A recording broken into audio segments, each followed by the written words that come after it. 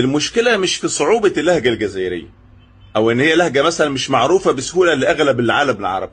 المشكله ان الجزائري اصلا يلومك انت ليه مش فاهمه ويندهش، يقول لك علاش انتم ما تفهموناش، علاش احنا نفهم وجع العرب وانتم ما تفهموناش. تعالوا شوفوا اللهجه اللي هو بيلومك انت ليه مش فاهمها، اتفرج. صاحبي مالك تكليني، شوف فيك راك مغينن. راني مهيهط.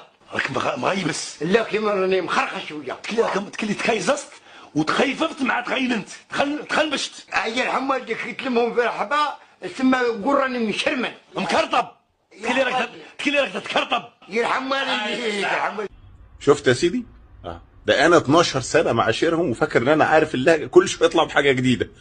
الحوار اللي سمعته ده انا اصلا عقلي اتكرطب، مش عارف يعني اتكرطب، بس هو انا حاسس انه عمل لي كرطبه في عقلي وتهيهط واتبقلش في كل حاجه. يا ابني ارحمونا شويه يا ابني، عايز اخد اعدل الماجستير بقى، عايز اخد الدكتوراه في اللهجه.